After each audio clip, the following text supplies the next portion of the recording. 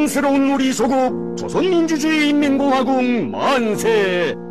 인민의 모든 승리의 조직자이며 현도자인 영광스러운 조선노동당 만세. Yang adalah pelarian asal Korea Utara dan saat ini tinggal di Korea Selatan. Selama hidupnya di Korea Utara banyak mengalami penderitaan dan rasa sakit baik secara fisik maupun mental.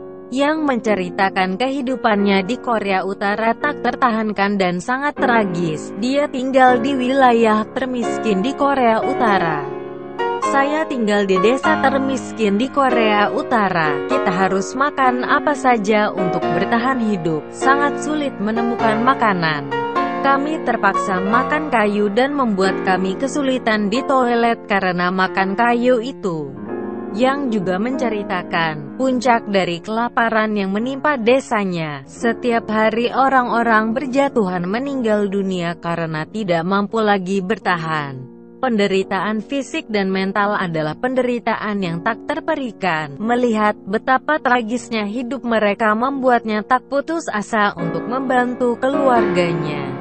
Yang adalah termasuk dua anak perempuan yang melarikan diri ke Cina pada tahun 1998. Ia ingin mendapatkan uang dan kemudian kembali ke Korea Utara dan memulai sebuah usaha kecil agar bisa menopang kehidupan keluarganya.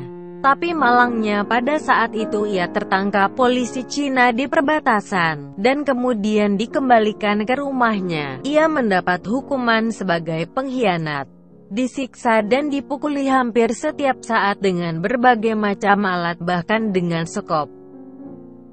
Saya masih ingat dan masih terbayang rasanya. Selama sebulan saya dipukuli sekop, membuat badan saya biru di mana-mana. Sebulan kemudian saya dibebaskan tapi diikuti kemana-mana. Saya juga tidak diizinkan berbicara kepada siapa saja. Karenanya saya pergi ke mertua untuk mendapat bantuan. Tapi sayangnya tidak diperlakukan seperti manusia. Makanya saya kembali memutuskan untuk melarikan diri.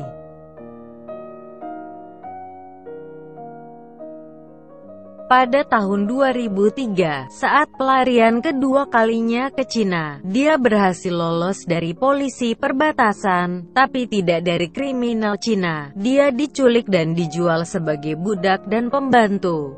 Tidak hanya itu, ia juga diperkosa berulang kali. Saya dijual kepada seorang pengusaha. Saya dikunci di salah satu ruangan di tokonya. Pintunya terkunci dari luar sehingga saya tidak bisa melarikan diri. Dan selama sebulan 13 hari barulah saya bisa lolos dari masalah itu.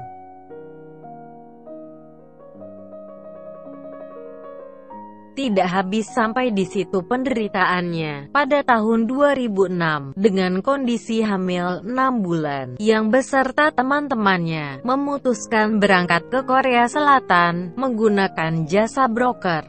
Mereka diantarkan sampai ke perbatasan Mongolia. Saat itu musim dingin dan cuaca sangat dingin. Tanah tertutup salju, yang beserta teman-temannya tersesat selama 3 hari. Mereka tidak menemukan garnisun penjaga perbatasan, yang keguguran dalam perjalanan itu, dan menyimpan bayinya di dalam tas yang dibawanya. Saya menempatkan bayi saya dalam tas itu. Saya tidak tahu apa yang harus saya lakukan. Yang saya tahu hanya harus tetap melanjutkan perjalanan. Jadi saya menggantung tas di leher sepanjang perjalanan, siang dan malam bersama tulang belulang. Yang dan teman-temannya tidak punya makanan dan mulai berhalusinasi. Ia melihat temannya mati dan hancur di tengah salju yang dingin di Mongolia. Saat teman saya meninggal, saya sangat terpukul dan sedih sekali. Menjelang ajalnya, saya tidak pernah lupa tatapan matanya, dan tak tahu apa yang harus saya lakukan di tengah dinginnya salju itu. Temanku itulah yang memberi kehangatan dengan genggaman tangannya, seperti hangatnya sinar matahari. Tapi saat ini dia sudah meninggal. Siapa lagi yang bisa membantuku di tengah gurun salju Mongolia ini? Di lain sisi ada bayiku yang meninggal dalam tas yang selalu kusangkutkan di leher. Aku sendirian. Itulah yang berkecamuk dalam diriku. Saya tertidur, terbangun, hanya itu ingatan yang tersisa. Selama 12 hari di tengah gurun salju Mongolia, akhirnya yang ditemukan tergeletak di gurun salju Mongolia oleh patroli penjaga perbatasan Mongolia. Dia tidak bergerak dan membuka matanya. Yang segera dibawa ke rumah sakit di Mongolia dan mereka membiarkan teman dan bayinya di sana, yang menderita radang dingin yang sangat parah. Dokter di Mongolia tidak bisa berbuat banyak. Sehingga yang diterbangkan ke Korea Selatan lewat bantuan militer Korea Selatan. Radang dingin yang menderanya mengakibatkan semua jari kaki kirinya harus diamputasi. Ini cara terbaik untuk menyelamatkannya. Ada juga kerusakan beberapa saraf pada kaki kanannya. Selama 5 tahun yang masih merasakan nyeri akibat radang dingin tersebut.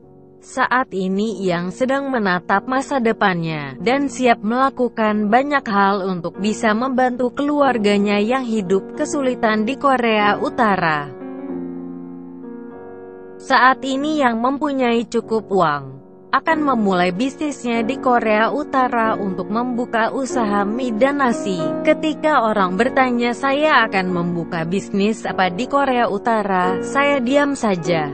Beberapa kerabat di Cina juga memberi semangat atas keinginan saya itu untuk kembali ke Korea Utara dan membantu keluarga di sana yang hidupnya sangat sulit. 어주요 이제인도 용서받을 수 있나요? 본래만도 못한 내가 용서받을 수 있나요?